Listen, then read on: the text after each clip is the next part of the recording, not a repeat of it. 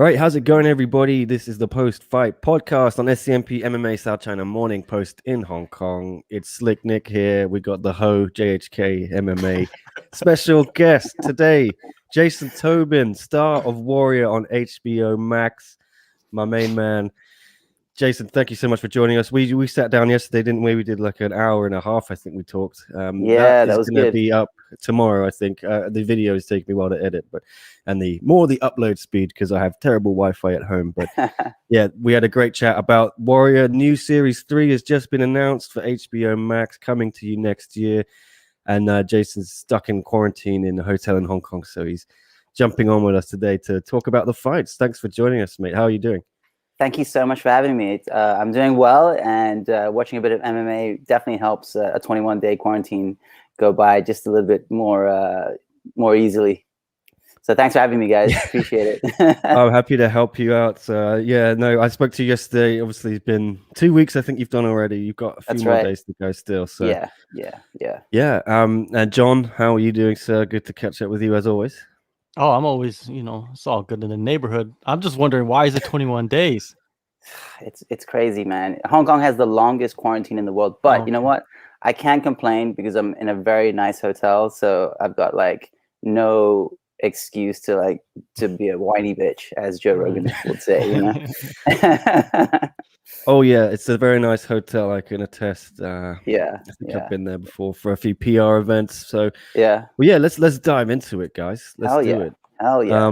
What should we start with? Because we want to start with the real fights or the joke fights? Because we got UFC Vegas 24, and we had the Jake Paul Ben Askren stuff. I don't know, John. What do you think? Where should we go first? I think we should start with the real fights. Yeah. Let's do it. So who, Ben Askren and Jake Paul then, right? Yeah, for sure.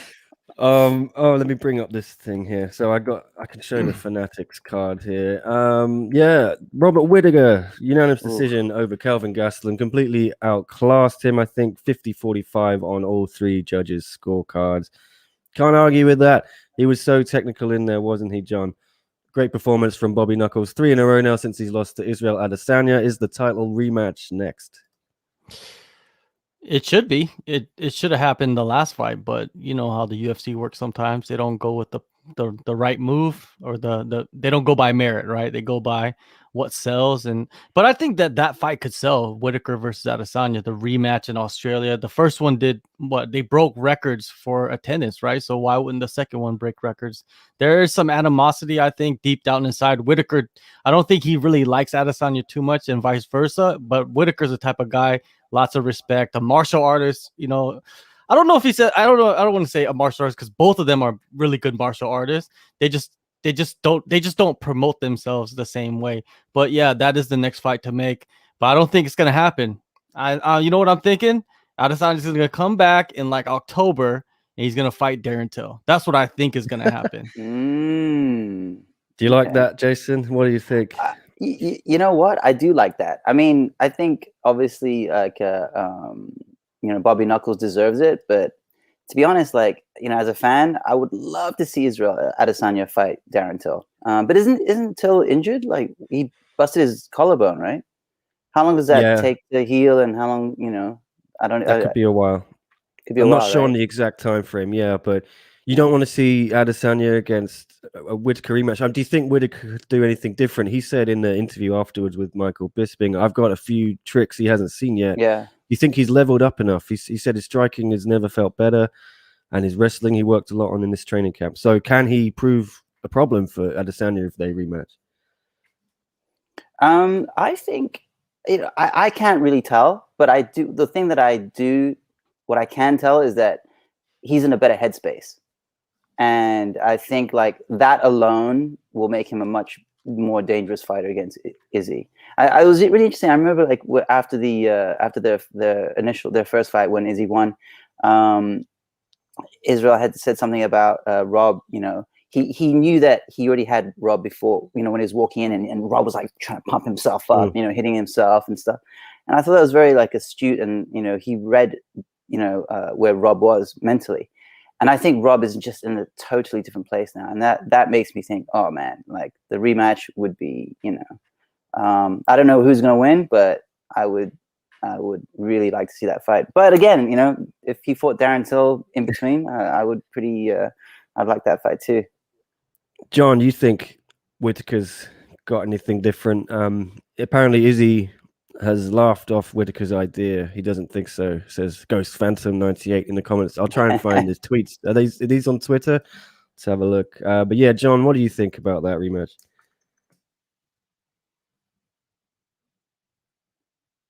We lost John. We lost your sound, mate. Oh, there you go. My bad. All right. So you were eating those treats. Yeah. I was like, I have a little treat in my hand. Like, I got to get rid of it. But but that's why I put it on mute. Yeah, like, what I think he could do differently. But before I get into that, I want to go back to why is he not keen on the rematch, right? Even though Robert Whittaker deserves it. The reason why I believe is because I've interviewed Dan Hooker many times. They're on the same team. They kind of have the same mentality, and their coaches, they believe in their coaches. And I think their coaches, they don't want to do rematches. If the first fight was that convincing, they don't want to give the guy another chance, right? Because you don't want to do worse than the first fight, right? And that's what will most likely happen, because we saw in the last fight with Adesanya, he was taken down, he was held down, and I feel like Robert Whittaker, he has good enough wrestling to where if he goes into the rematch, he's going to have a lot of wrestling attacks, right? A lot of single leg attacks, and I believe he could take him down, because if you know Whittaker's background, he has wrestled for the national team in Australia. He's been in a bunch of tournaments, just pure wrestling. The reason why is because he was preparing for Yo Romero all those times. And I feel like that will come in handy in the rematch. And I feel like that's going to be the key factor in the fight. And maybe that's why they don't want to do the rematch too. I mean, they know that. Interesting. And also now that we've seen Izzy lose, it's sort of, obviously it's a different weight class, but, I think, Robert Whittaker is probably thinking, you know what, that's exactly what I'm going to do too, put him down. And it was almost a bit disheartening to see how ineffective Izzy was, on the ground. So, yeah, that makes total sense. I'm with you, John. On top of that, yeah, but on top of that, like before we get to the tweets, on top of that, Israel, before that fight, remember he was stuck in the States because they couldn't get back into New Zealand. And then what did he do? He went down to San Diego and trained with Andre Galvao at Atos. And Atos has a very good connection to City Kickbox. And I believe they are affiliate of Atos. So they have a close connection. He went down there. He was doing a lot of jiu-jitsu for weeks and weeks. And maybe he felt like he was good off his back, and none of it worked. And that way, it killed a lot of time during that fight where he could have just worked on wrestling and getting back up. So maybe, he learned his lesson, and he knows that, maybe I shouldn't get to go to the ground. I shouldn't be on my back for so long. Who knows? We won't know until we get into the fight. And I think that's the next fight to make. I feel like they should put that fight together in the summertime, anywhere in the world, crowd or no crowd. That's the fight we should make. Well, Rob said, let's do it in a stadium in Australia because the borders might open up there. Maybe they go back to Marvel Stadium in Melbourne. What's that, 54,000 or something? That'll be a spectacle. Let's hear these tweets I wanted to show. Put them on the screen now.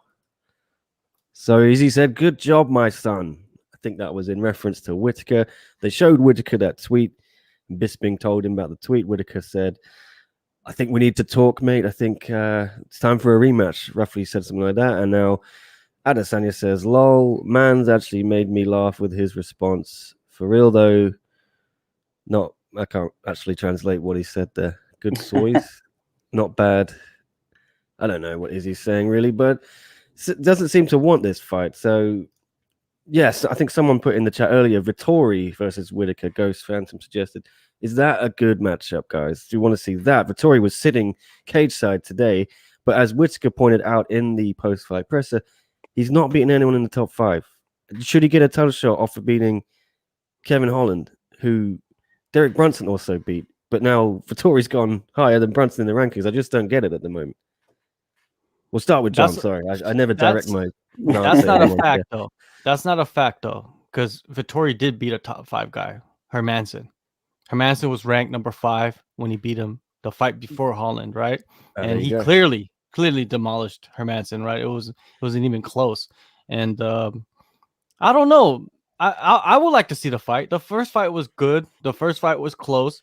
Vittori in the first fight was able to get Izzy down, right? And that's something we didn't see before until the Blachowicz fight. So it could be intriguing, but the thing is, Vittori is a guy I feel like he'll go in there. He won't even use his wrestling against Izzy. I think he wants to beat him with the stand up so bad because he has a big ego, right? Angry Vittori. That's what people call him because he's always angry about everybody and what people say. So I would like to see that fight. You know, Izzy has a lot of options, but the thing about Izzy, though, I feel like he has a lot of control in who he fights next because he's a superstar. And we don't have many superstars in the UFC. We have stars, but then there's that little percentage of superstardom, right? That they have, like Jorge Masvidal, Izzy, Connor, Nate.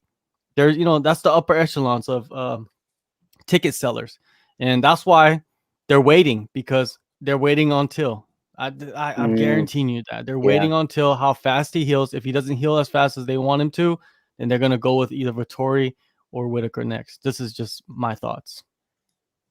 All right, Jason, you got any preference? Would you like Vittori, Till, Adesanya, Whittaker? Sorry. Whittaker to challenge for the belt, definitely for the next fight. Okay. But if that's the case, who should Vittori fight then? Yeah, interesting. Next. It's very interesting. I don't know off the top of my head. He should fight Till. They should put the fight back together. Yeah, I guess they should. Yeah, I guess they should, right? Yeah. Yes, some interesting matchups still there. Let's bring up this card and see how we all did on that pick. I think I got it right for once. I got my pick right, which is always fun when I get one right. Fanatics Fantasy MMA. Go download this app if you haven't already. You can get it at getfanatics.app/SCMP. I am putting the link in the scrolling ticker there. It's also in the description. You can go get it. Join our SCMP MMA group and make your picks. Here you go. Oh, a lot of us picked Whittaker. I think he was the favorite going into this, pretty heavy favorite. So, JHK, you got it right. I got it right. Drake went for a KO TKO, so he messed up there. But pretty elementary. I don't know how I did overall. I actually forgot to pick the fights. So I only picked the last 5 because I realized halfway through the show I hadn't made my picks yet. But what about the co-main event, guys? Andrei Arlovski, what a veteran. His 50th professional fight, beating Chase Sherman by decision.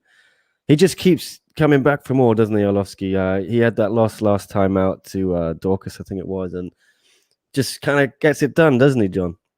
Yeah, and I thought this fight was a lot closer. I didn't think it was a unanimous decision. I thought it was a very close fight. But yeah, Arlovski, he just keeps winning, and he just keeps winning by decision. It's weird. It's weird. Like he found like 42 years old. You know Ponce de Leon? Have you ever heard of this guy? He's the guy that went to Florida and he said that he found the fountain of youth. That's what Andrei Arlovski did. He went to Florida to American Top Team and found the fountain of youth because this guy, I remember when he had long hair, slick back with the fangs mouthpiece when he was the champ of the UFC, and he's still fighting. And that was like 90 years ago. I don't know. It's just this guy. He just knows how to stick around. And the thing is, a lot of people said his chin was gone, but man, he hasn't been knocked out in a while, and he's been hit clean by a lot of guys, like a lot of guys with power. I don't know what to say, man. Like he's just gonna keep going until the UFC lets him go, and I don't think the UFC is gonna let him go anytime soon because he's willing to fight anybody, and that's what the UFC likes. And he will fight the bottom guy, the top guy. He doesn't care. He's become this company man that the UFC enjoys, and I don't think he's really worried about a title shot. He just wants to compete, and let him do it, man. I'm you know me. You know me, Nick. I don't want I don't tell anybody to retire. I think it's your choice. And this guy's doing his thing, so let him do his thing. Yeah, he entered his 4th decade, I think, of professional fighting because he debuted in 1999. So hats off to him. 42 years old. Jason, did you enjoy that fight? Not much else to say about it, I guess. It wasn't a very exciting bout for a co-main event, but I really enjoyed it because I find Arlovski like truly like an inspiration. I know people throw that word around, but like at that age to still be fighting, and he looked fast. He looked fit. He looked like he belonged in the octagon. And you know, going back to your point, John, about his chin, like he took a couple of shots from Chase, and I was like, oh shit, he's going down. You know, that's it. But no, it held up, and I think Bisping made a point, brought up something about how Arlovski still trains 3 times a day, and I mean that's incredible, man. It's pretty, you know, puts us guys to shame, really, you know. So yeah, you train a lot. I do train a lot, but not to that intensity 3 times a day. Come on. Not in the last few weeks either. In the hotel, all I have to do is look good. That guy actually has to train for survival. You know what I mean? Defend his life. That's basically defend his life, exactly, from a guy who literally wants to kill him. Yeah. But I hope the UFC like keeps him around for as long as he wants to keep fighting, because he's always worth the time. You know what I mean? Yeah, and he just seems to win a couple, lose one, but then he doesn't go on a big losing streak, or if he's on the verge of kind of getting a third or fourth loss in a row, he always bounces back with a streak. It's just incredible, the longevity he's had. He's been able to reinvent himself so many times. I don't know, John, can you think of anyone next for him? He seems to just kind of be taking out these young prospects now. They're going to throw all of them at him and see if it sticks or drops. Yeah, because you guys got to remember that he was a late replacement in this fight, right? Chase Sherman was supposed to fight someone else, and he came through and got the good win over Chase. So yeah, I don't know. I feel like they're just gonna throw him guys that are coming up in the division, guys that are probably won like 2 or 3 in a row, and now they need a big test. So Arlovski will be there, because when you really look at it, they just cut Overeem, who was ranked, right, and they kept Arlovski. Yeah. I think there's a reason for that. You know what I mean? It's because Arlovski is the guy that is willing to fight the up-and-comers and doesn't care about ranked guys. So you put him against anybody. But is he exciting as he used to be? I'm going to tell you the truth. No, he's not. But it's a marvel to watch, though. It's a marvel to watch what he can do still at that age against heavyweights, guys that could put your lights out with one punch. Okay, well, the rest of the card, I don't know where you want to go to next. We could talk a little bit about what happened before the show, actually. Drakkar Klose and Jeremy Stephens. It was disappointing. What the hell happened there? So Drakkar got injured apparently from the shove at the weigh-in. Is that true, John? I don't know. That's what I was reading on Twitter.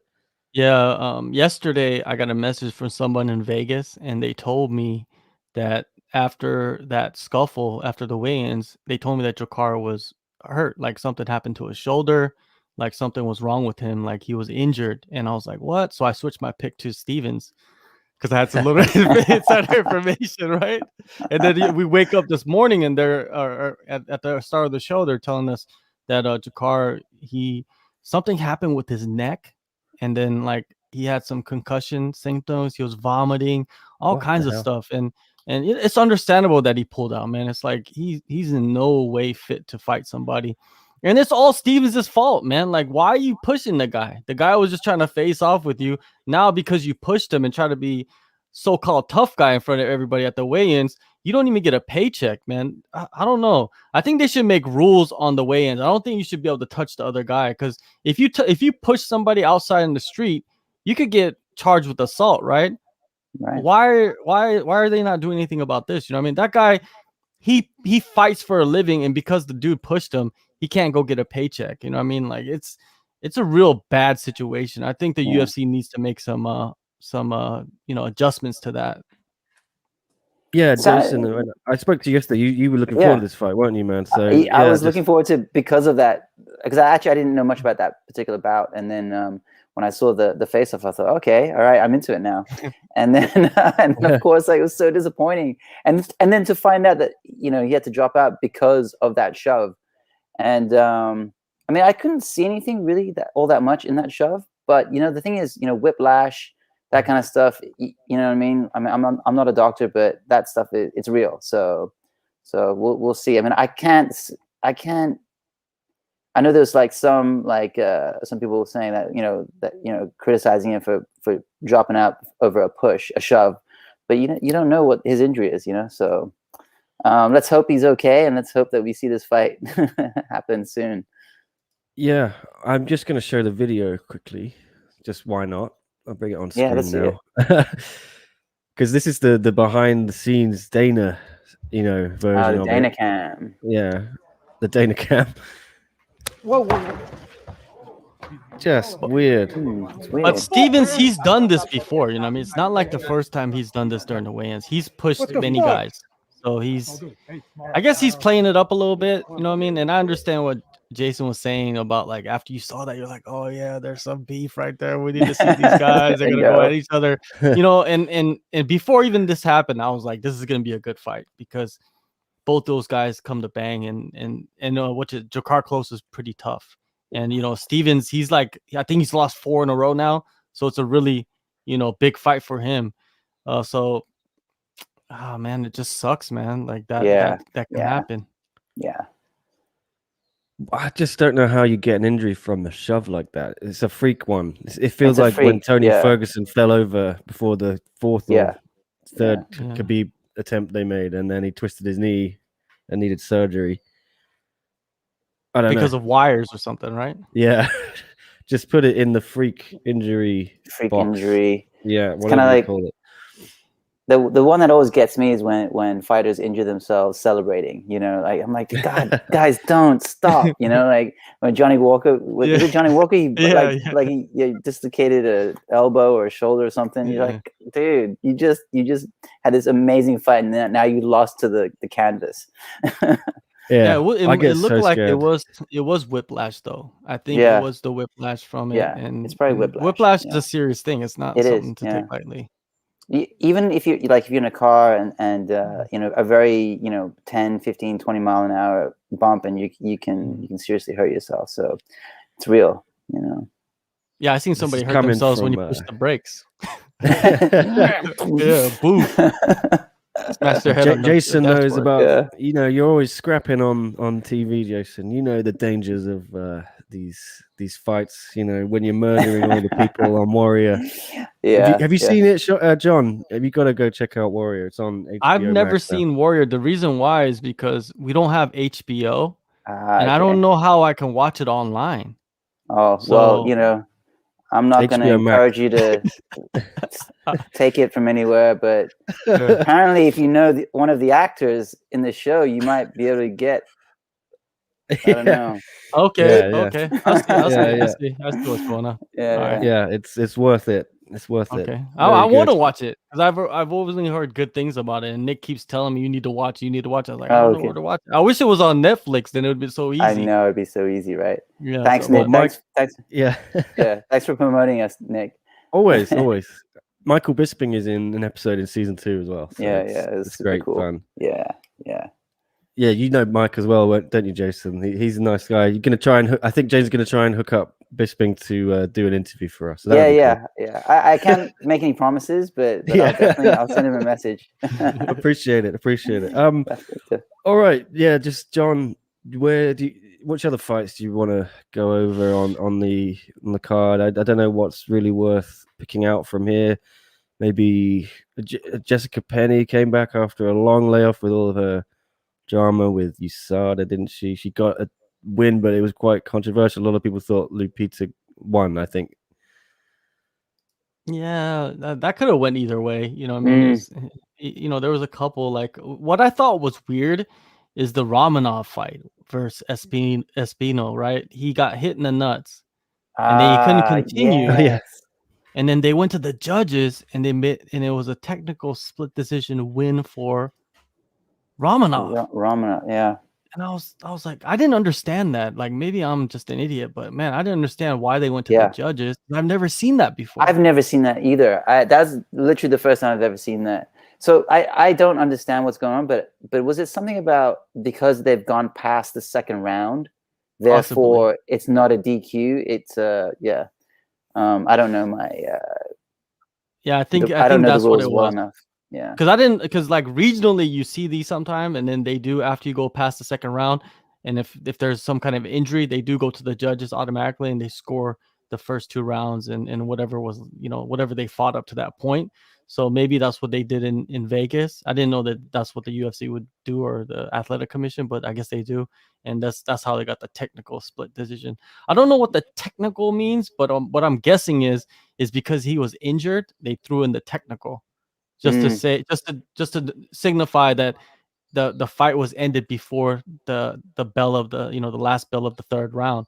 Yeah. So but it was weird, man. And Romanov, I thought he was gonna run through Espino, to be honest with you, and Espino was doing phenomenal against him. Romanov was kind of flustered by him a little bit, but man, getting hit, like he got hit in the nuts hard because the dude was like on the ground, squirming. Man, it was painful to watch. Every man knows that.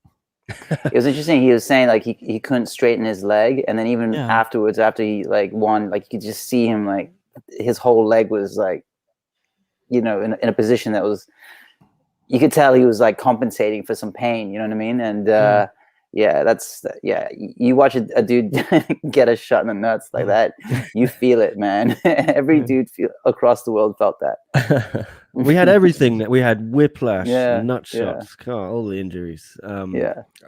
I don't know what other fights do you want to point out, John? Do you mind? I'm interested to see what you guys. What do you guys think of the Tracy Cortez win? Is that her name? Tracy? Yeah, Tracy Cortez. Right? Yeah. Is that her third win in the UFC? Yeah, she's on like some kind of streak right now. What do you guys make? What do you guys make of her? She was dominant. You know what I mean? I thought she won a clear decision. Like I didn't think it was a split decision. Yeah, she's won. She won her first fight in the Contenders. Yeah, this is her third decision in a row. And yeah, she's undefeated in the UFC. And she has a win over Vanessa Mello, who's not that bad. She's been around the UFC for a while. She's not that bad either. I don't know. I think that she should continue fighting kind of like the lower tier girls at 125. I don't think they should push her. But the sad part of the reality is she's a good looking girl. She can scrap, and they're going to push her to somebody. And that might not be the best thing, but what are you going to do when you're a fighter? You want to fight the best girls in the division, right? So whatever they give her, she's probably going to take. But I think if she gets the wrong stylistic matchup, she's going to end up getting smashed pretty badly because she's very insufficient in some areas. Yeah. I thought she fluffed her interview as well. She didn't take advantage of that. She had Bisping interviewing her, and they sort of giving 3-word answers. Those things are important, I think. Jason, as an actor, you know how important it is to like get over your personality and your character, right? The only part of the fight game that I'm good at is the post-fight interview. But whether I'll get to it or not is like you have to win to get that interview, right? So you know what? It's like you've got this platform, you got to use it. How often are you on TV like that with everyone watching? With hanging on your every word. So you got to make the most of it. So she'll learn, hopefully. But I guess the most important thing for her now is to really build her fight game more than anything else. Yeah, we'll see where Tracy goes next. Luis Pena as well returned after a while. Violent Bob Ross. I think this was a split decision against Alex Munoz. Yeah. Do you think that was the right call, John? Yeah, I thought it was a close fight. These guys were banging. They were like really going at each other on the feet. And Alex Munoz, he impressed me in this fight more than Bob Ross did, because I didn't expect Munoz to be that competitive, and he went in there, was very competitive against Pena, who's, let me tell you, he's 6'3" at 155. That is insane. Like, how do you make weight at 6'3" at 155 is beyond me. And I think he used to cut down to 145 too, which is even crazier. That's crazy. Man, he's just killing himself. But yeah, anyway, I don't know. I don't really put too much stock into Pena's win right now because, man, I felt like he should have done a lot better. I'm more impressed by Munoz than the loss. Interesting. Yeah, I was actually impressed by Munoz. Do you think it was unfair, Jason? I thought it could have gone either way, and if I was Munoz, I'd be a little bit upset I didn't get the decision. But I'm not saying it's a robbery or anything, Yeah, I had no idea who won when they called, when it was over. So I was maybe a tad surprised that Pena won. I'm actually trying to remember the fight now. But yeah, I agree with you guys. Munoz was impressive in the loss. So I think that speaks more to the fact that maybe Pena wasn't as good as he ought to be. You know what I mean? But yeah. Yeah, I was a little. underwhelmed or disappointed with There you go. Pena. Yeah. I thought he would be better. He didn't impress me as much as I thought he might, but he got the win. So what can we say? What can we say? Yeah. He's A turning win's a into win. like a lightweight Stefan Struve, where you're like Yeah. really tall and you're really Yeah. long, but you don't fight to your advantages. And that's what Pena, I don't really see him because he's a wrestler too, and he was taken down by Munoz a few times, which was surprising to me. Yeah, I feel like Pena I don't know, it's weird because he trains at American Top Team, which is one of the best teams in the world. And it just doesn't seem like he's getting better. It just seems like he's kind of cruise controlling his career. Mhm. And once you know, this win might not have been the best thing for him. Well, it's always good to win, but you know, improvement wise, I don't know. We haven't seen it. You know, I think maybe he was kind of overhyped too a little bit because he was coming off the Ultimate Fighter, and he's Violent Bob Ross, man. When you have a nickname like that, people have expectations. And Yeah. you know, expectations are there. Just we haven't seen it yet. So hopefully maybe next fight he comes out, makes his improvements, maybe has a better game plan or just executes a better game plan, and we'll see the real Violent Bob Ross, because he hasn't really been violent. Maybe we just call him Bob Ross. Very Yeah. good. Yeah. Okay. Any other fights you want to point out, John? That yeah, one right there, that was Malkoun. a surprise. Yeah. Yeah, because I thought, you know, what was intriguing about this fight was that Malkoun was a big underdog, and was it Alhassan? Alhassan, he was moving up from 170, so I guess he missed a bunch of weight cuts, or he missed weight a bunch of times at 170, so he went up to 185, and very underwhelming. Malkoun went in there, perfect game plan, take him to the ground, pound him out, maybe try some for submissions, and Malkoun has a very legit ground game. You know, he I think he went to like ADCC, the finals in the Asia trials, you know, so he's legit. He got submissions. I was surprised he didn't submit him because he was in some dangerous positions. But Alhassan, man, ever since he came back from his legal problems, when you know he was falsely accused, he hasn't been the same, because before that he was just murdering dudes, like murking dudes, like knockout after knockout after knockout. And that's what we expected when he came back, and he was knocked out by what was his name? He has a crazy name. Chaos Williams. Yeah, Chaos Williams. Yeah.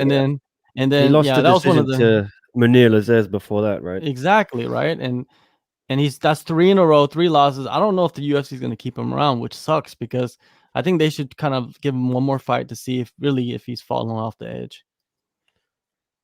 Yeah, Jason, have you got anything to add on this fight?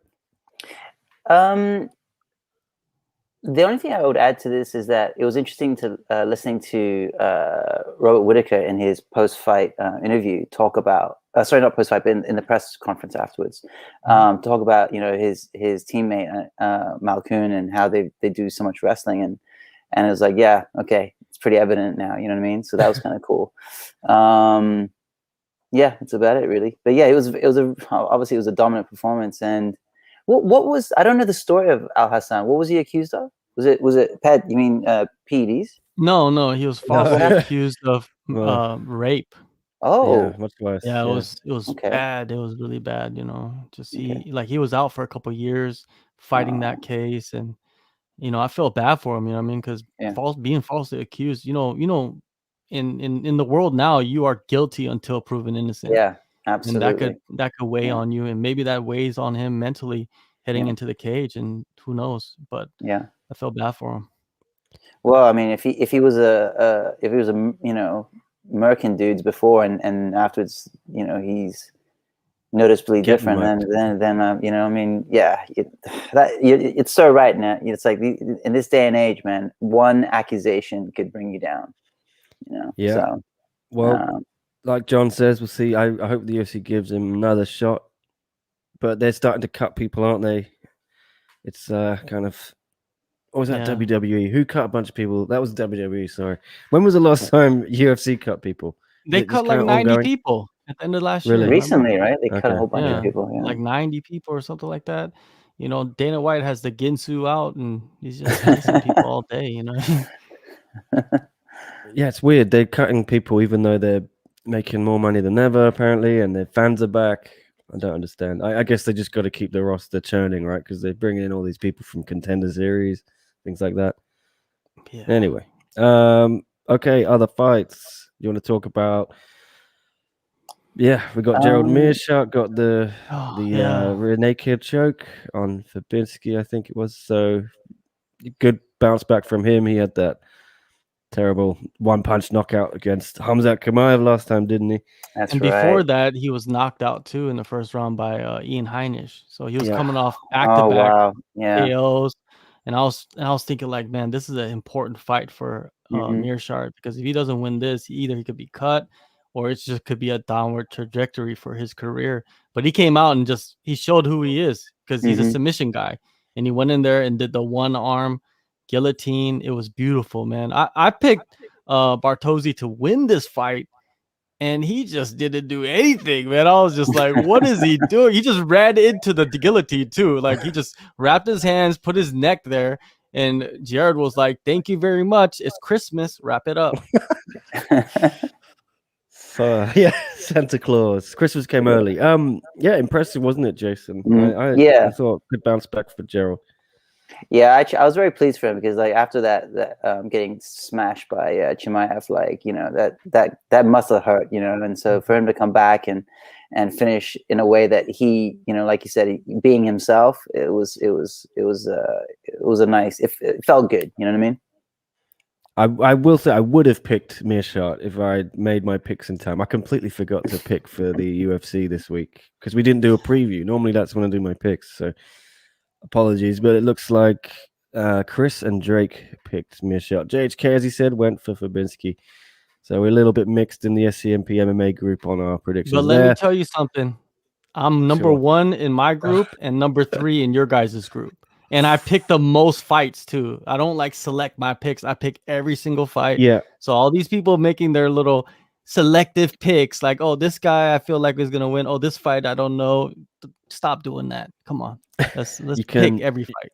You can win some of your own merchandise, John, if you that's true too. win in our group. So do you think we should add in Bellator and PFL and all that into our FCMP group? I don't know. Anyone in the chat, let us know if you want to. Right now we just have one in UFC, but maybe you should just stick to that because you know, that's what most of the good people in the group just watch. Those two, right? Well, it's what I cover mainly. So I don't know if I bring in Bellator and PFL, I'm gonna have to cover them more and like actually watch and read and write articles about them, and I don't have time really at the moment. But we'll see. I'm sure plenty of people in our group want to watch those and pick, so maybe we can do that. Austin Hubbard got decision over Dakota Bush. Anything to say on that one, guys? Or we can Tony Gravely. I would just like to add, I interviewed Hubbard before the fight, and he was going through some mental problems, like not mental problems, but like confidence issues, like being in the moment ahead of a fight or inside the fight. And then after the last fight, you know, he lost like first round finish. He went back home, got over the injury. I think they put a plate in his face because he had a broken orbital. And then during that time, during the recovery, he couldn't work out. So what he did was he got deep into the mental side of fighting, got a mind coach, and just got deep into that and just like listened to audio books and read books on it and kind of got into the right mind space. And then he got back into training and it helped him a lot, I guess, because he went into the fight. This guy came in on like 1 week notice and replaced the other guy. And Austin went in there and he won the fight. It wasn't like super impressive, but he went in there and got the job done. And I think like sometimes that's all you need. You just need to go in there for certain fighters and get the job done, get over that hump. And Hubbard looked like he did that. You know, I didn't know that. I didn't know that what he had gone through. So that's really fascinating. And actually, like you said, it's like it wasn't a flashy, impressive win, but what was impressive was how calm he was and collected throughout the fight. And you know, while Dakota was looking, you know, he looked like he was really going for it, you know. So in that sense, it was cool to see Austin just stay cool as a cucumber and take the win. Absolutely. Please remember to give us a like and a subscribe if you haven't already. Push those buttons down below. Tony Gravely against Anthony Birchak in the Oh, this was opener. a good Tony finish. got the finish in round 2. Yeah, take it away, Jason. You know what? I woke up, threw on UFC, and this was obviously the first fight, so it was a great way to start. How did it? Do you guys remember exactly how it went down? Oh, the submission, right? Yeah. No. Actually, left. He got the left hook. It was a left and hook. then left hook, like a short left hook, lead left hook. Birchak dropped, and then he hit a couple of hammerfish, and it was over. That's it. Yeah. Always a good way to start a card, isn't it, John? Yeah. With a little Tony bit of violence. Gravely, man, he's another guy. After his UFC debut, he switched camps. He went down to American Top Team, and then after that, he's won every fight. And this is his most impressive performance. And you know who he trains with? He trains with the one championship flyweight champion, Adriano Moraes. He trains with the Rising champ, Horiguchi. This is like day in and day out. He's helping them with their camps. They're helping him with his camps. He's training with Andre Sukumtad every day. Pedro Munoz. These are like the best of the best at flyweight and bantamweight, and he's benefiting tremendously from it, because before that he was kind of a local guy, and he just won on the local scene and kind of build himself up on his own. But now, man, he's just fully into his career, and it's good to see, man, because I've talked to him like maybe 3 or 4 times and I talked to him ahead of this fight too. Such a nice guy, man. He has nothing bad to say about anybody. Yeah, I just watched it on Twitter again, because I'm not going to show it in case we get a copyright claim. But yeah, excellent finish. Very good. Well, that's about it for the UFC card. Maybe we talk a little about Mr. Askren and Jake Paul. Everyone knew Paul would win, says Ramsey's in the chat. Jake Paul, the first man to KO Funky with hands. Yeah, so Ben Askren, it was first round knockdown, and then he stood up, but the referee basically said, "You're done." Yeah, I agree with the decision. I think so. Yeah, he was kind of wobbling, but then like he went straight out of the ring, and he was just walking to the back, laughing, smiling with his wife. $500,000 to take that, and pay-per-view points. As far as I'm concerned, he won. Like, he lost technically, but come on, that was his biggest payday. That's crazy. That's more of an indictment on MMA and the UFC than anything else. The fact that, I mean, those guys made like 4 times as much as Whittaker and Gastelum made today. I mean, that's, come on, even Frank Mir on the undercard made more than the main eventers on the UFC card. Frank made what, John? It was 350K for basically a boxing sparring match. Yeah. There's something wrong. There's something wrong. He outweighed his opponent by 70 pounds. Yeah. Oh, don't get me started on that fight. Bloody hell. Oscar De La Hoya, his commentary. What the fuck was he on about? The USSA or... I think he was high on coke or something, because did you see him? His eyes were like big as silver dollars, right? He's just like, that's what but that's what Triller is. Triller is the circus. Triller is the rave of mixed martial or just combat sports. It's like going to a rave and you're at the fights at the same time, right? It's just what it is, and I think it's a lot of people don't like it, but I like it. I say, do it. You know what I mean? You're giving these fighters opportunities to make the biggest paydays of their career. Yeah. Why not? Why not give them that opportunity? You're giving them more opportunities to get sponsors. I think Ben Askren was saying that he had more sponsors ahead of this fight than any fight ever, and he's made so much money. I'm like, what? Do it, man. Get your money now. Askren's not going to fight again, I don't think. He's going to box. Nothing. Because he's into that Bitcoin and stuff too, so he's probably making a boatload off that. Yeah, he's done, man. That's why he was smiling and walking away, because it's like, what did you expect? Everybody expected it. So let me throw this out. Yeah. Go ahead. Sorry. No, go ahead. I was just gonna say he threw out a tweet not too long after saying "Sorry world" with a sad emoji. But you got nothing to be sorry about, man. Let me ask you guys though. Do you like, obviously Askren's a smart dude. He's an Olympic athlete. He's champion. And we know that his game plan was never to learn how to strike, just to close the gap and take someone down. And he was obviously very successful doing that. But, I mean, it almost shows like a complete disdain for striking arts. And like, what does that say about him? You know what I mean? Like, you were an MMA fighter for that long and you never learned how to like move your head off the line and throw combinations and throw he didn't need to. A snappy. But like, if you've been a fighter for that long, like surely, you know what I mean? Like you would look at your tools and go, okay, I need to spend some time on it. You know what I mean? I just don't get why he never even put a little bit of effort into it. Come on. That was just his gimmick always. Crazy. Was I'm the guy who doesn't need to strike. My wrestling is so good, I can just take you down. And he's got a chin on him as well. I think the Masvidal KOs obviously messed with it. Well, someone I saw a tweet. Someone said that now Masvidal's KO of Askren doesn't look as impressive anymore. Yeah, I saw that too. Yeah. Right? Yeah, I saw that too. I think it's all body mechanics too with Askren because he's been a wrestler. He's tight, right? His muscles are like this way, right? Yeah. So it's like to like. It's different, like when you start your life as a wrestler and everything's about pulling, right? Mm-hmm. Pulling towards you.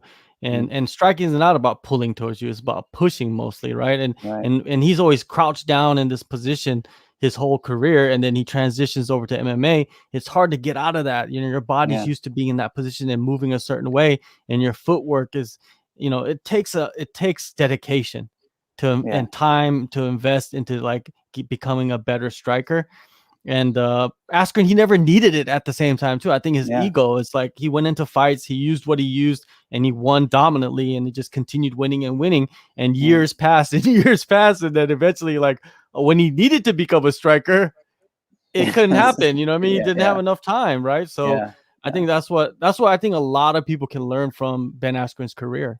I feel like if you are a wrestler, you shouldn't just rely on your wrestling. That's why you see a lot of guys that come after Ben Askren become like really like phenomenal strikers that come from, like, look at TJ Dillashaw. He was a wrestler, but you wouldn't even think he was a wrestler growing up because he strikes so well. But I think that's the next generation. I don't really feel like we'll see many of the Ben Askrens anymore because coaches know now, like we need to fix certain things before you go out there at the highest level. And with Ben, Remember when they first announced this, Nick, and we're doing podcasts about it? What did I tell you? I told you Jake Paul was going to knock out Ben Askren in the first round. Every podcast I told you that, right? And people are like, "Oh, you crazy." What happened? Boom. What happened? Jake Paul is a boxer. Go on. Huh? Take your victory lap. Go on. Just enjoy it. But the thing is, like, Jake Paul, you got to respect his dedication to boxing.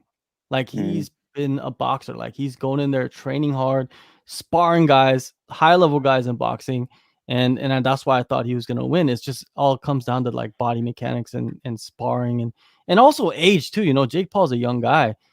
Ben Askren's, he's coming off hip surgery, his knees are shot. It's basically Rocky when he's like 50 years old fighting, right? It's not going to work out, man. That's what it is. But like there's some things, there's some stupid things going around like, oh, it was fixed. And look at Ben, like he took a dive. And I'm just like, I don't think so, man. When he got clipped, his head bounced off the canvas. Like you don't pretend bouncing your head off the canvas. And then when he stood up, the referee told him to walk forward. Ben walked sideways. That's why he stopped the fight. Okay, all right, yeah. And that's why you got to look at those little things. But Ben is great, man. He's very smart guy. We spoke to him, me and Nick. We interviewed him, and he's a very smart guy. He knows what he's doing. He knows how to promote fights, and he cashed out, man. He cashed out. He went to the casino, and he just cha-ching, man. He went to the teller and said, "Hey, let me cash out." That's why he was smiling, because he was going to the bank. Yeah, totally. To get the bag, right? That's what he was doing. So, I Good really on him. enjoyed. I really enjoyed his interview. He was talking to Teddy Atlas on their podcast, and just listen to Askren. It's so funny. It's like, dude, he's won. Like he got knocked out and whatever, but like it's not going to be as embarrassing as getting knocked out by Masvidal, right? I guess in 5 seconds. So I mean, he's going to go home. He's got way more money than he ever made in the UFC. He's still got all his businesses. He still loves being a coach. He's still going to go back to that life. So he went from having a good life to now having even more money. So good for him. Good for him. Yeah, he probably clears $1 million easy from this whole thing, right? Good for him. That's what Pettis told me. Pettis told me that Ben's gonna make it like an easy $1 million plus on this fight. Good. And then I guess the Jake Paul circus goes on. Oh no, who's he gonna fight next? Ramsey's asked the question in the chat. Who do you think from the UFC or former UFC Jake Paul should fight next? What about Anderson Silva? No, Anderson Silva would like mess that kid up. Like that's a different story right there. Yeah. Anderson Silva is like you go from the worst striker in the MMA to like the best striker.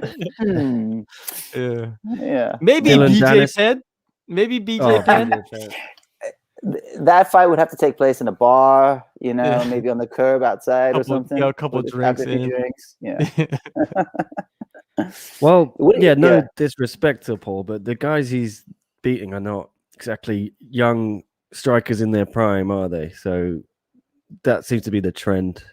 Maybe Dylan Dennis. That was going to be the fight before Askren took it, I think. Oh, he would smash Dylan Dennis. Yeah, Dylan hasn't got the striking either, right? So no, and he's much smaller than. Jake Paul. Right. Yeah. Much smaller. That would be a massacre too. Dylan Dennis is one of the biggest clout chasers in the sport, man. Like he's always talking shit, but he never fights anybody. So I don't know. I don't even think he would sign the contract. I think he would sign the contract because he's gonna get a big payday, right? I think that's what he's looking for. Yeah. But I feel like, remember this: if they fight, he's gonna get knocked out too. It'll just be embarrassing. I think Jake Paul fights somebody that is somewhat legit next, and I think it'll draw much more than this fight did. Yeah, and I mean, Triller Fight Club, like John was saying earlier, maybe this is the whole thing. Just lean into the weirdness, lean into the circus. The way what was that one John Nutt runs? Sorry, the name is just Fight Circus. Fight Circus, yeah. Just make it like that. I mean, they had all the crazy shit going on. They had the sign guy holding up the signs. They had like. Did you see the slap fight? The slap fight? Yeah, it was. I mean, got knocked out with the slap. It was funny. Yeah. I didn't see that. No. Yeah, Ric Flair was the referee. Snoop Dogg was on commentary. De La Hoya was buzzing on something on commentary, and there was a lot of stuff going on. It was a fun night. I was a little annoyed it went really head to head with this UFC card, and the main events. That's annoying. But the UFC card was underwhelming, though. If you really look at the whole card as a whole, the main event was phenomenal, but it's just like the other fights weren't like eye-opening fights. It was just like, okay, they fought. There's a lot of split decisions, some weirdness with the nuts, and that's about it. So first couple fights were really good. The Triller, man, that's the future. Triller's the future. I think a lot of MMA fighters are gonna end up trying to go over there. And compete in boxing and let them do it. I feel like that's why I feel like Nate Diaz is trying to get some fights. This is what James told me when I was talking to him, and he told me, man, Nate's just trying to get as many fights possible to get out of his contract so he could go box, because boxing will make him 10 times more. And I'm like, that makes sense. I think Nate, he comes from a boxing background and he's a big draw. So we'll see, man. Snoop Dogg owns a part of a Triller too, I believe. Right? Interesting. Well, what do you guys think of? Sorry, Nick. No. I'll just say Snoop Dogg was saying something to Dana White at the end, wasn't he? Yeah, I think they bet $1 million. I think they bet. Yeah, okay. Oh, they bet on. Okay. Yeah, at the end, Snoop Dogg's like, Dana White, where's my money? Dana White. So Dana White was trending. Dana White was trending because of that. It's so funny. I just wanted to Tan, anyone in the chat asked a question. What do you think the UFC can learn from this Askren Paul event? Sorry, Jason, to cut you off. Yeah, no worries. Yeah. What do you think, guys? Can they learn anything? Should they put on some freak fights again? No. let Triller do that. You know what I mean? Yeah. I think there's space for them as well. But this I have a pay-per-view question. is going to get so much more than most of the UFC's pay-per-views get. Oh, I yeah, think. definitely. Like, And not the even last close. one did as well. The Yeah. Jones Jr. Tyson thing got how many million buys? Am I over doing that one? I can't remember, but I can't remember. I don't know. I don't know. Crazy. There's food for thought, I think, definitely. In terms of like when I listen to other MMA podcasters and stuff, and and people that talk about like the real fights, not the real fights, and talking down about Jake and how it's all not legit or whatever. But like when I look at my own viewing habits, dude, I watch street fights on YouTube. You know what I mean? So, and good ones and bad ones, and and then I watch professionals fight.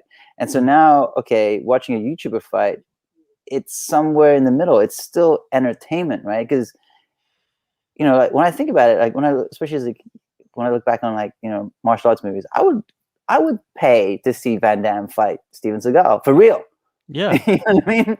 I would love to see Tom Cruise fight Justin Bieber. I think that's really entertaining.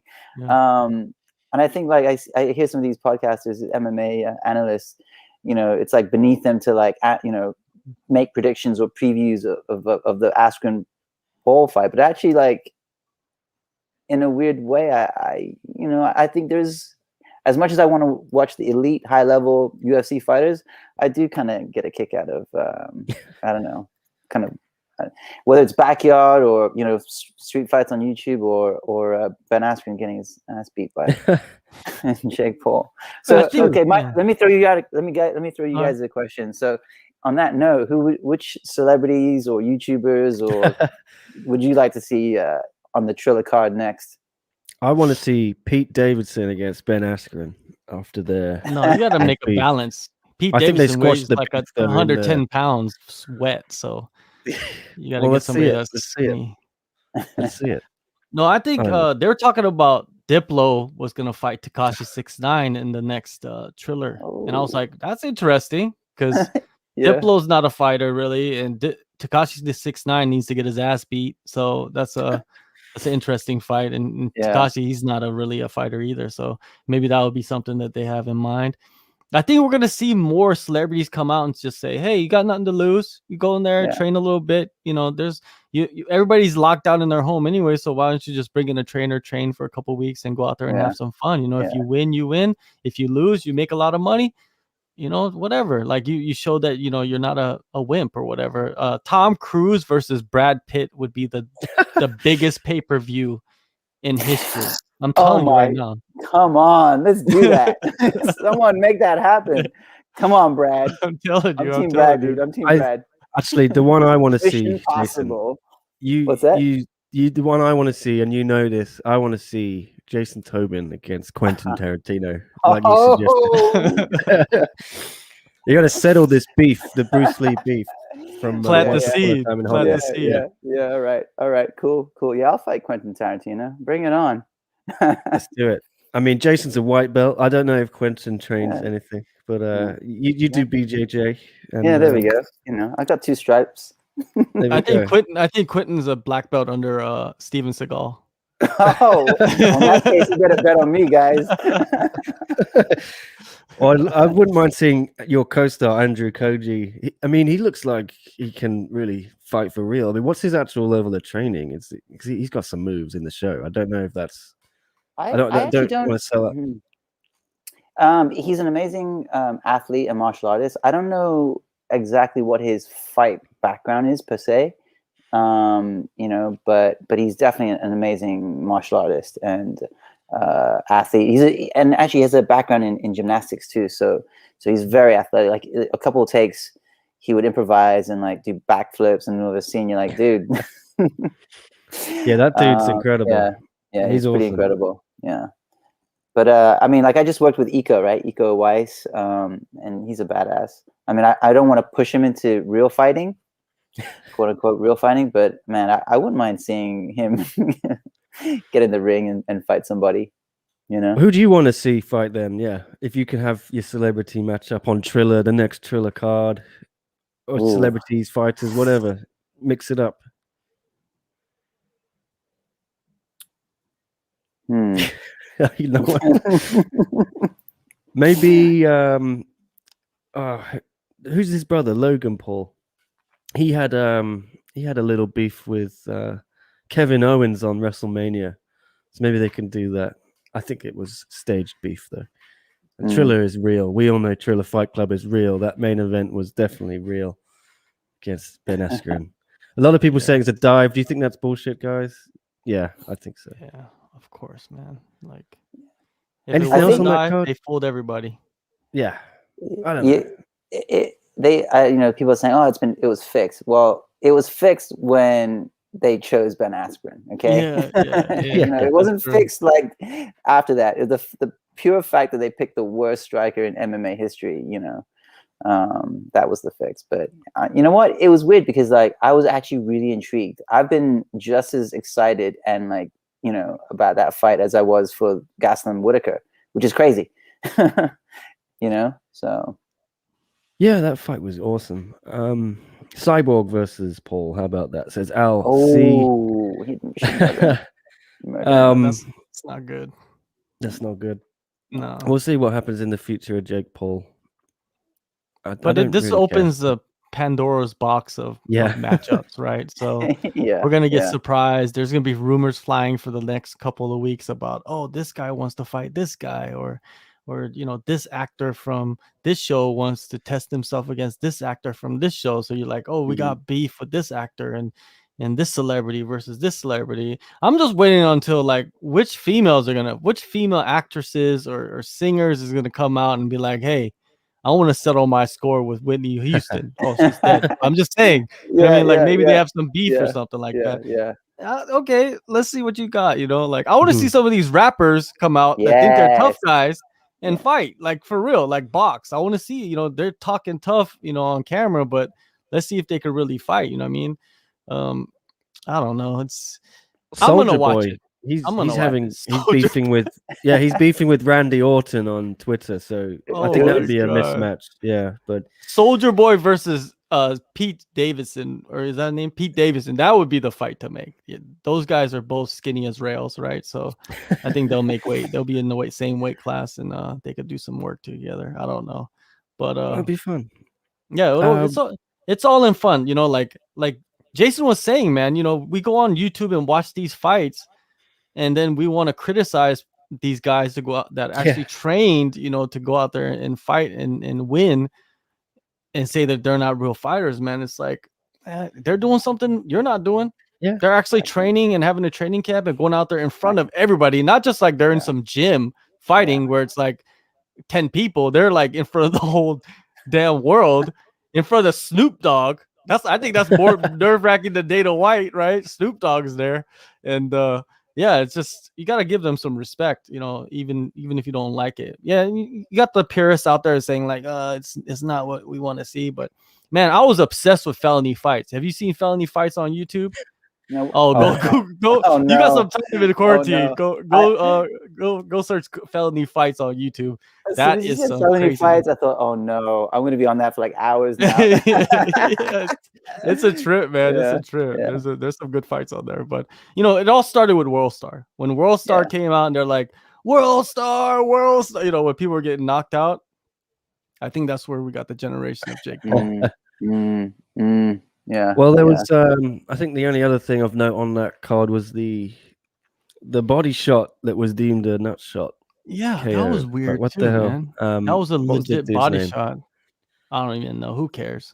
But, and they were actually boxers too. Those are actually pro boxers that boxed, and no one cared about that one.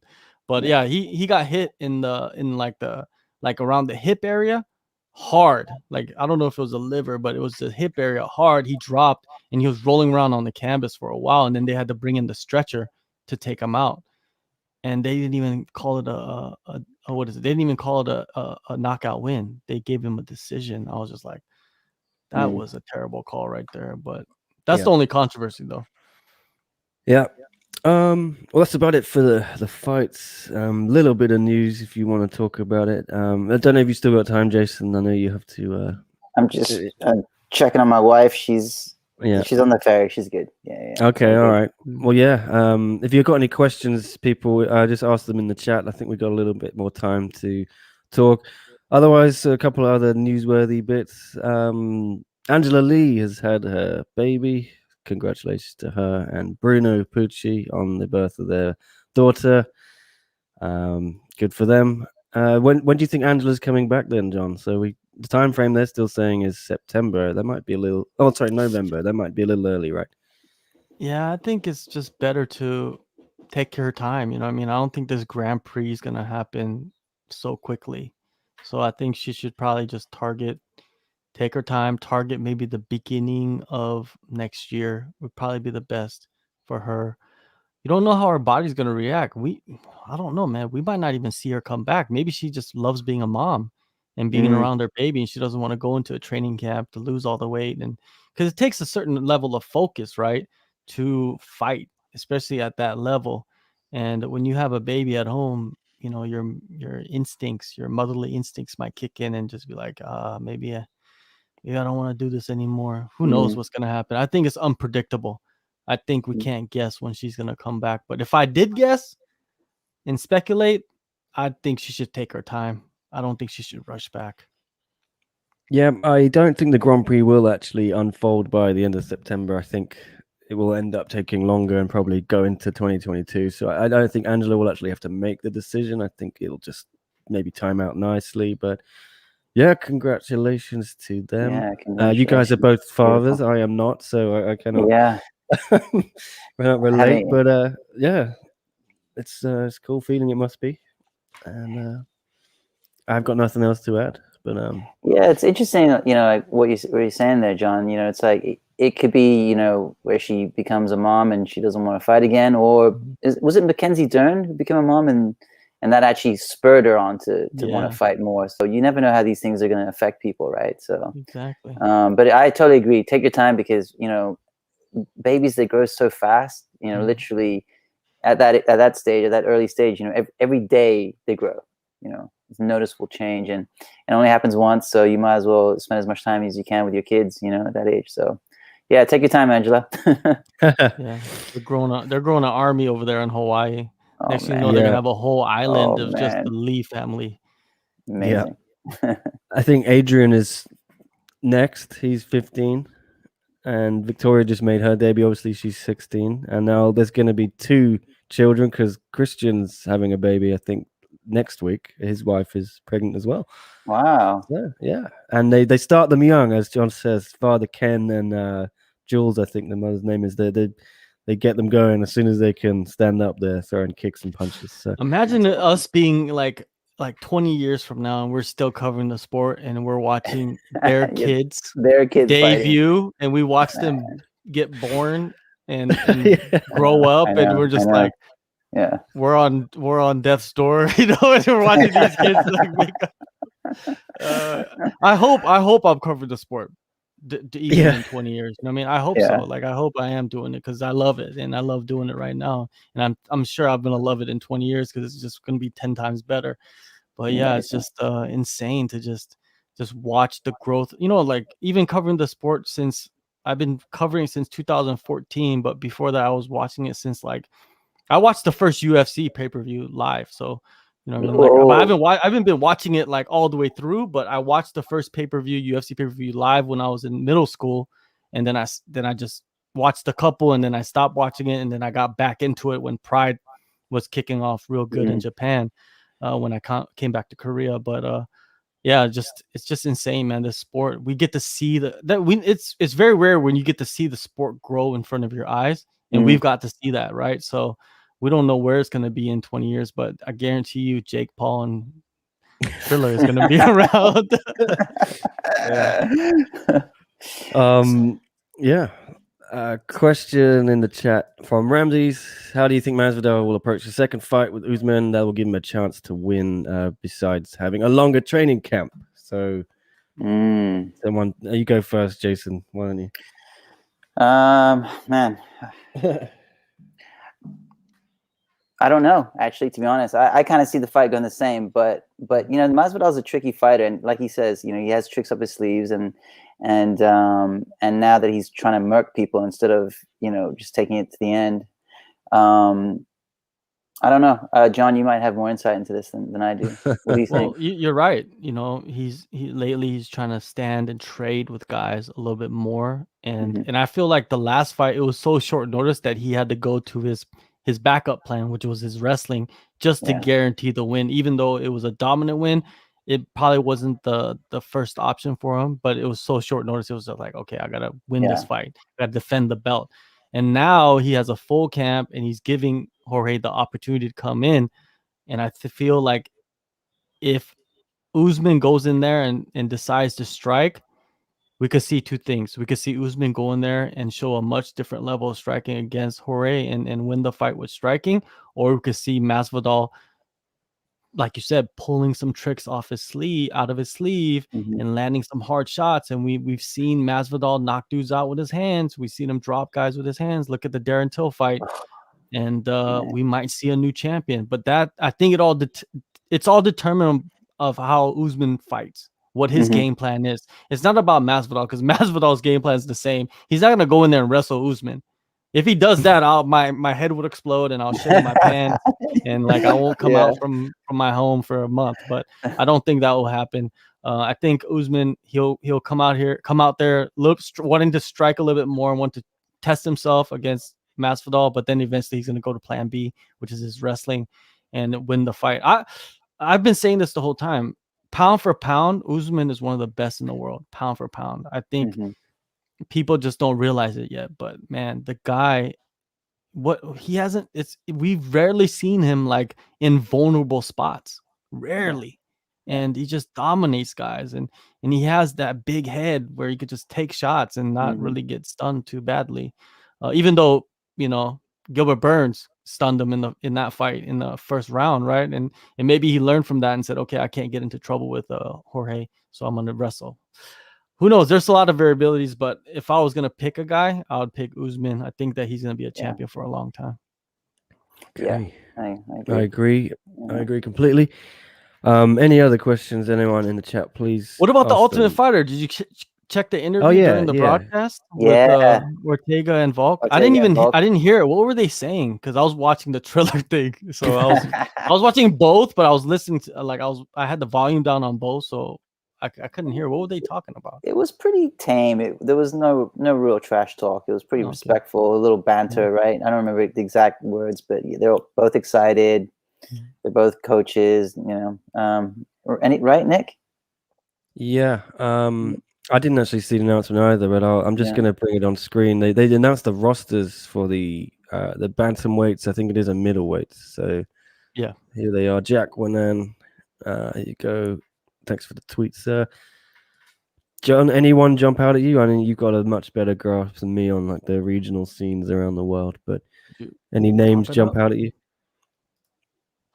This is the oh shit! I thought it was on screen already.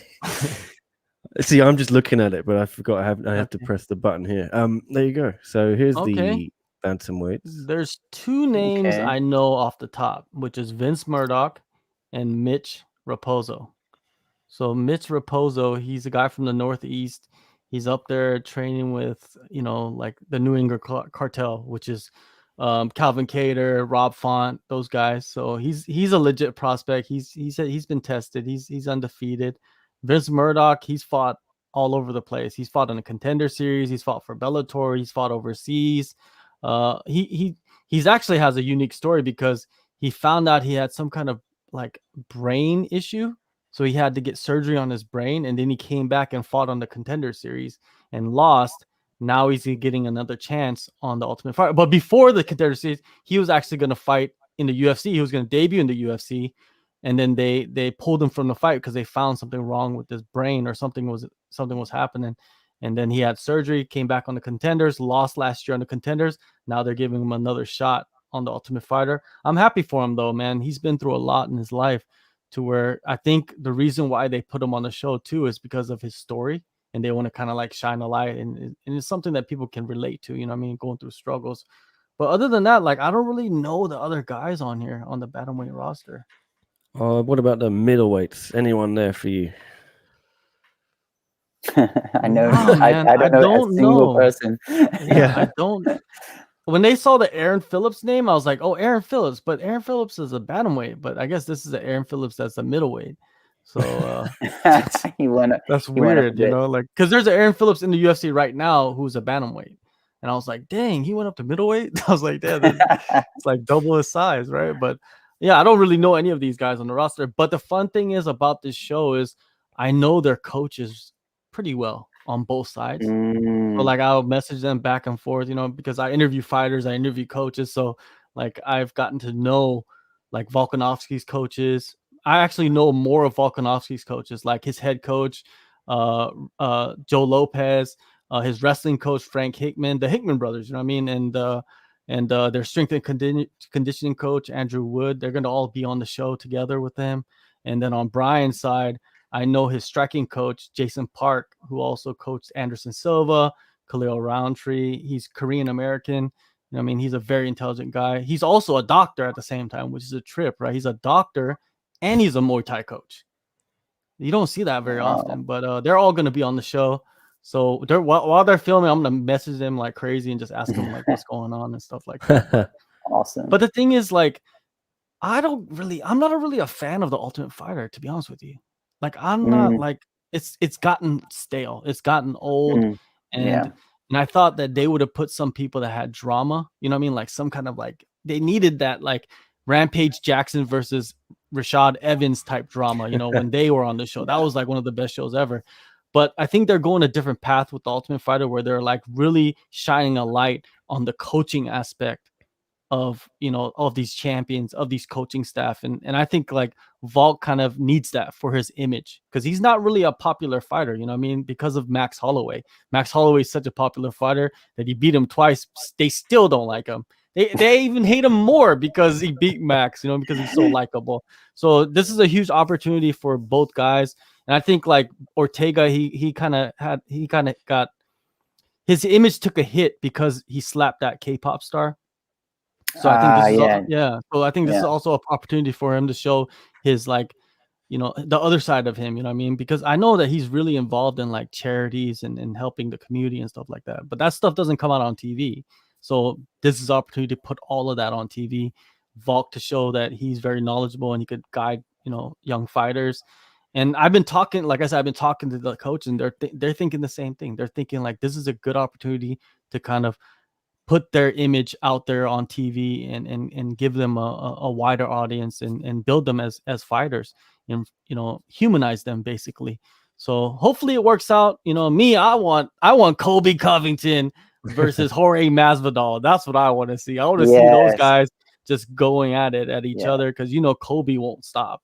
He's like on the gas to the, you know, he's pumping that gas hard and all the time, even though some of his stuff is very cringy, but man, it'll push the buttons. But I guess we won't see that. We'll see Volkanovski. What do you think, Jason, while we got you here, you know, Volkanovski and Ortega, they were supposed to fight, right? The fight got canceled. That's what I want to see. Yeah, you want to see I don't want to watch tough. I want to just watch them fight. You know what I mean? Like, just get me to the end of the season and let's just have the coaches. Did they fight every episode? At the end of every episode, they fight one round every episode? Okay, we'll fight one round every episode. And whoever wins the most rounds, they get the title at the end. They could throw that in there, maybe. I don't know, as an option. Yeah, something unique. But what do you think about that fight?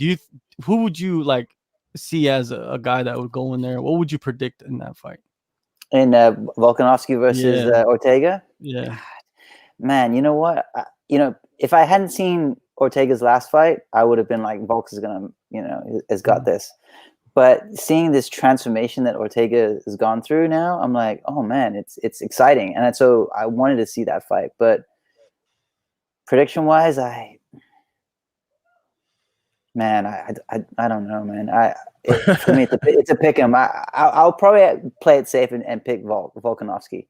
You know, if I was a betting man, but man. Yeah, you know what? Volkanovski, Ortega, and Max Holloway right now.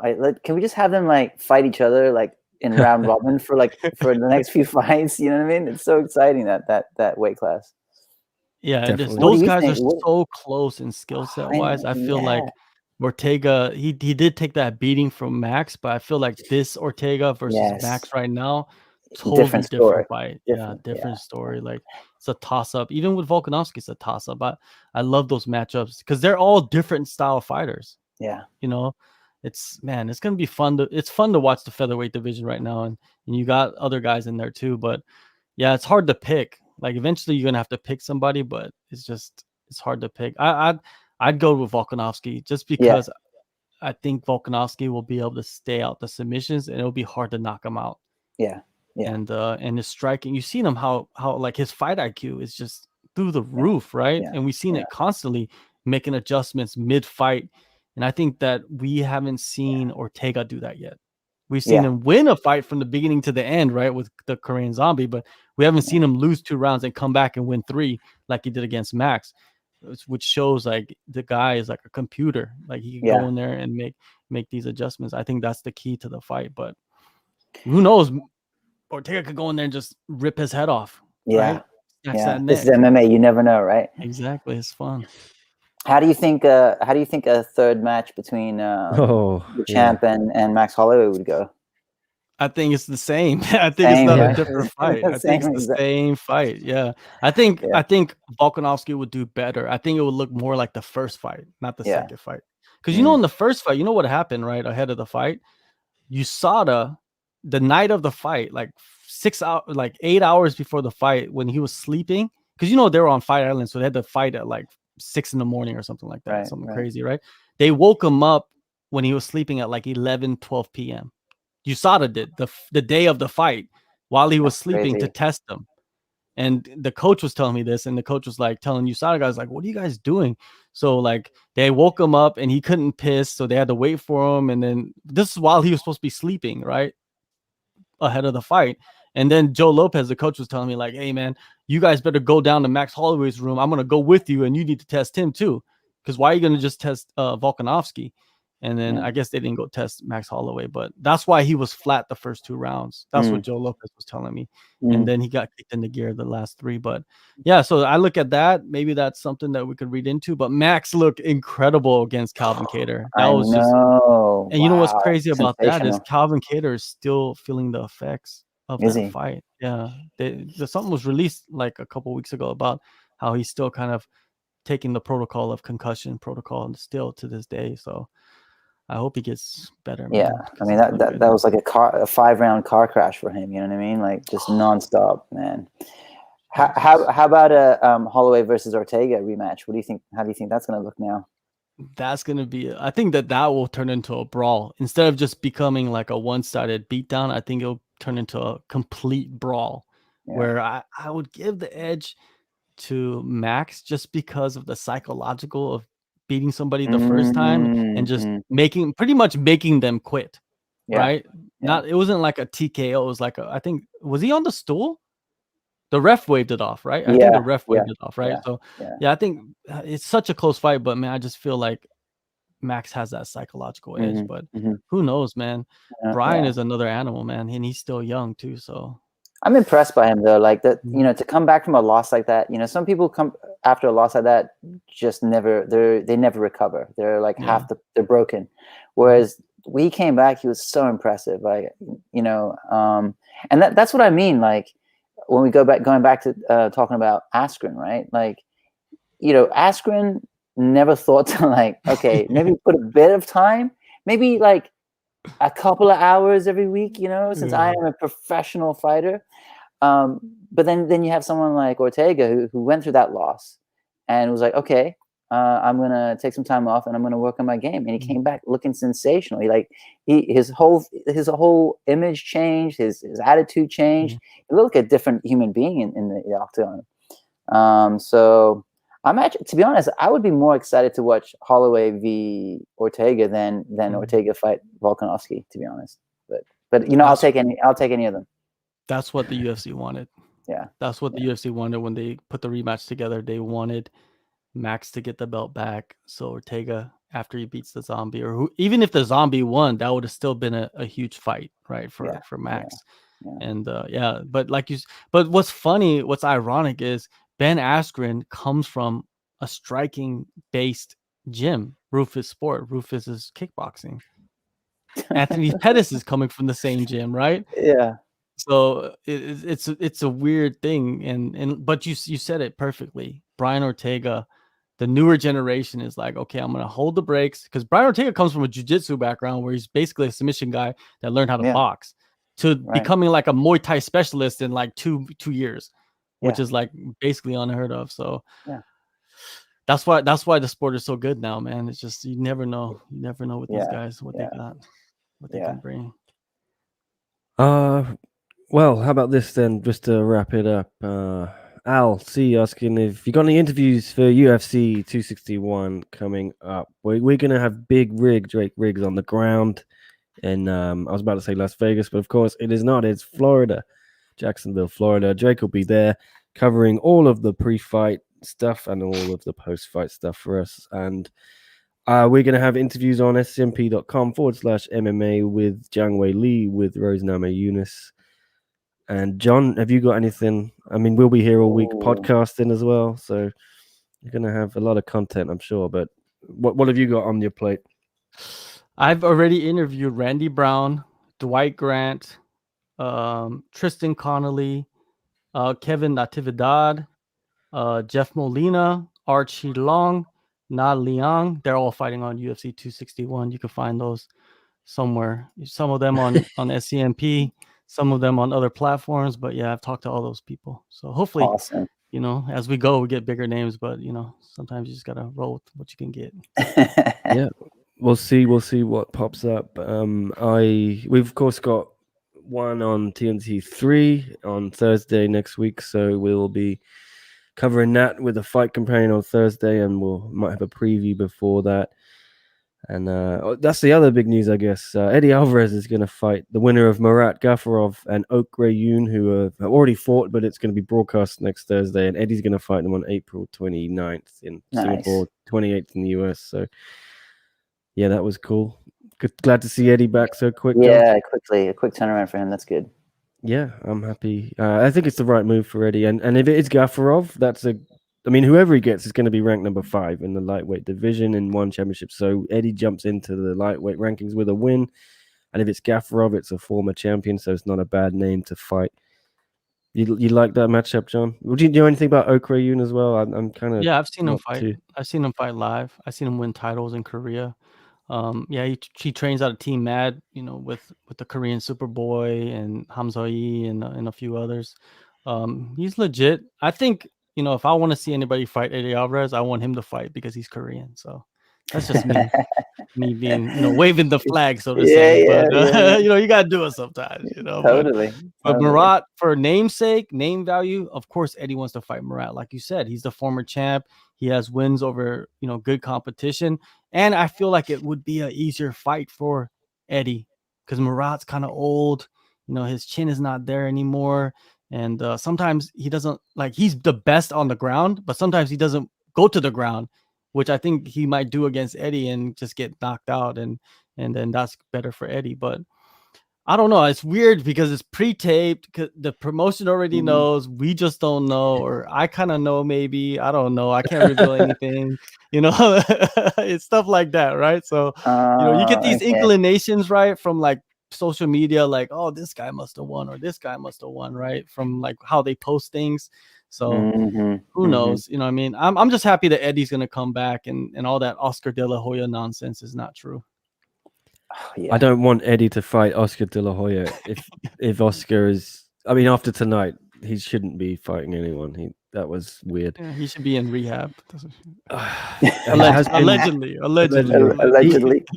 No, but it's the point. He has been there before, hasn't he? For substance abuse. I can't get those pictures out of my mind where he's wearing those fishnet the lingerie. the lingerie.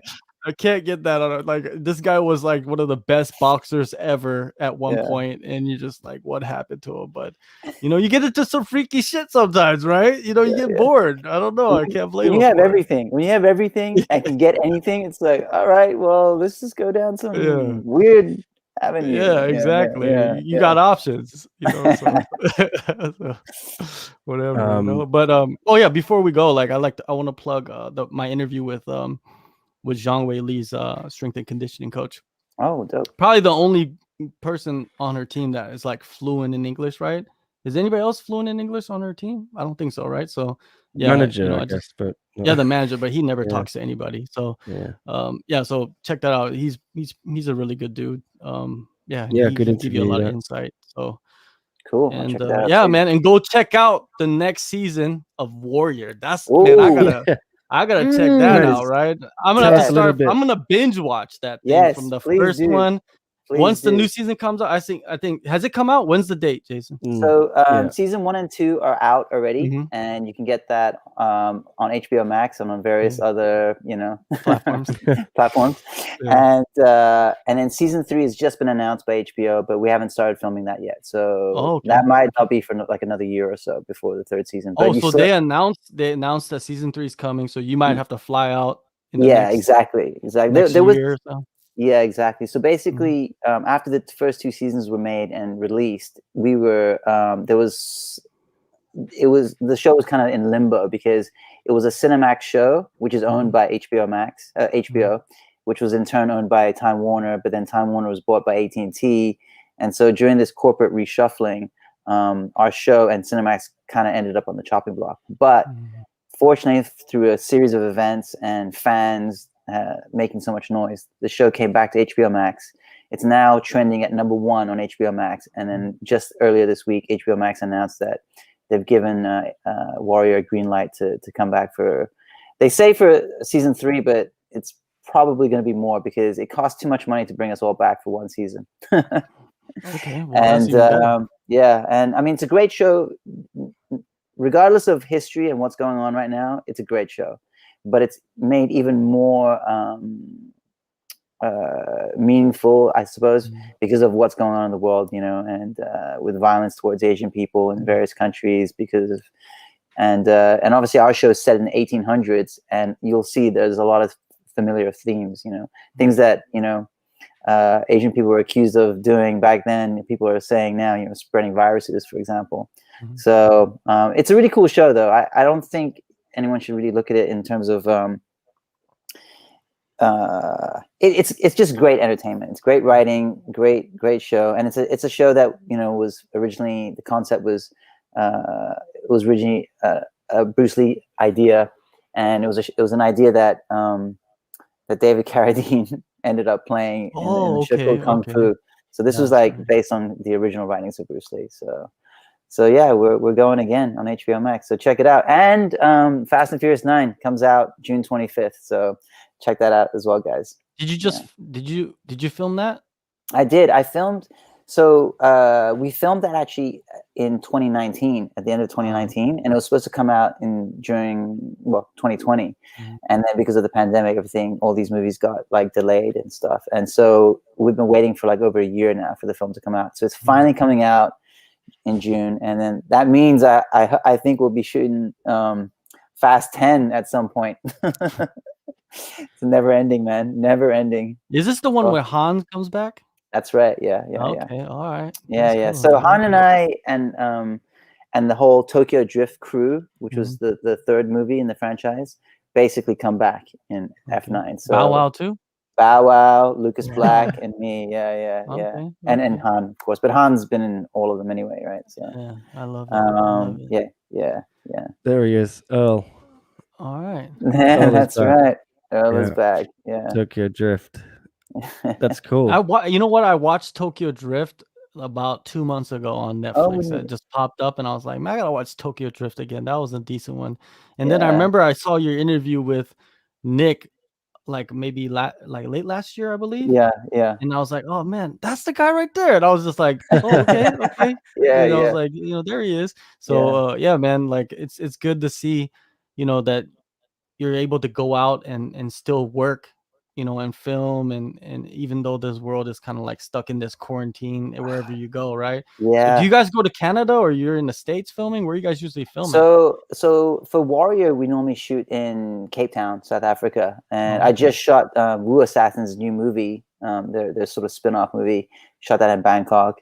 Fast, I shot in London. Even though the scenes that I was in were set in Germany and LA, it was all shot at the studio in London. So we recreated like LA, certain parts of LA, you know, in this London backlot. It was really cool because that studio that we film at in London is where they film all the Harry Potter films. And while we were filming, next door was Batman, and then next door was Mission Impossible. And I'm like, that's so cool, you know? Like, yeah, it's so cool. I mean, I've been an actor for a long time, and I still feel like a little kid. I get excited about that kind of stuff, you know? So yeah, it's. I remember I was, you know, because I was in Tokyo Drift, but that was like 15 years ago. And then all of a sudden, after I finished season 2 of Warrior, Justin Lin, the director, called me up and says, "Hey, you know, I want to get you back into the Fast franchise." And I'm like, "Cool." And you know, so 15 years later, I'm sitting in, you know, in the middle of the scene, and I'm looking across, and I'm like, "There's Vin Diesel, there's Michelle Rodriguez, there's Sung Kang, there's Bow Wow, there's like, you know, I'm like, how did I get here? You know, like what? I sometimes literally feel like I'm dreaming. You know, I know it's a cliche, but I think like I'm in some AI. You know, because maybe I'm like, you know, in a coma or something, and they're like, you know, let's make him have a good life, because I feel so fortunate and lucky to be doing what I do. You know, so. Yeah, man, Well, we should have you yeah. on here more often. Oh, thanks, guys. I appreciate that. I'd love to. I don't feel like my MMA knowledge is up to par, though. So I'm No, but definitely you gonna give push us up. the perspective of like, I don't want to say like a casual fan, but an Yeah. informative casual fan, right? Like, you know, you watch it, but you're not like deep into it like we are, but you still Yeah. watch it, and you're closer to it than like a person that just watches pay-per-views. Totally. I think that's actually a pretty good description. I'm a keen fan, but I have a lot to learn yet. You know what I mean? I actually, speaking of we'd which, love to have you back, man. Anytime you want to yeah, do it. please, I would love to be back. Yeah, thanks, guys. Especially since we're like a Hong Kong podcast. You know, it's dope. Yeah, You know. exactly. Well, no, I guess we're an international podcast. Yeah, we have Really? guys coming in from all over, like the States and Canada. And I have a show myself that I do separately, and I bring in journalists from all over the world. Where are you, John? I'm in Are you Korea. in Korea? Oh, you're in Korea. Yeah. Okay, cool. So yeah. I mean, Jason and I, as I said at the beginning of the show, we sat down for about an hour and a half yesterday talking everything about Warrior Season 3 and Warrior Season 1 and 2, and Jason's new project he's just been filming in Bangkok as well, and Fast 9. And so look for that tomorrow or maybe today. I've just got to go somewhere with decent Wi-Fi that I can upload the video file, because it's, as I said, an hour and a half of us chatting nonsense. So if you are Warrior fans or you want to know more about the show, check out that. Yeah, they'll be out soon. Yeah, check it. There's another film that I'm involved in real quickly. I mentioned it to Nick yesterday, which is so after working on season 2 of Warrior and meeting Mike Bisping, a movie that I made here in Hong Kong called Jasmine. The writer director is a really talented dude. We made a really I call it like a mini masterpiece of a film here in Hong Kong. It's a unique film. Really proud of it. And anyway, his name is Dax, and he got the rights to a book called The Journeyman, which was about these it's a true story. What do you call it? About these boxers in the UK who were professional. What do you call it? Who take dives. They take a dive, yeah. They take dives too, you know, and that's their job. So he turned that book into a movie, a screenplay, and when I found out about it, I thought, oh man, the perfect person would be Mike Bisping. Yeah. And so I hooked them up, and now they're like going to go make it. So I'm like so pleased. So even though I'm not going to be in it, I don't have any other connection other than I've put these two really cool people together. I'm really excited about that. It looks like it's moving forward. So who knows?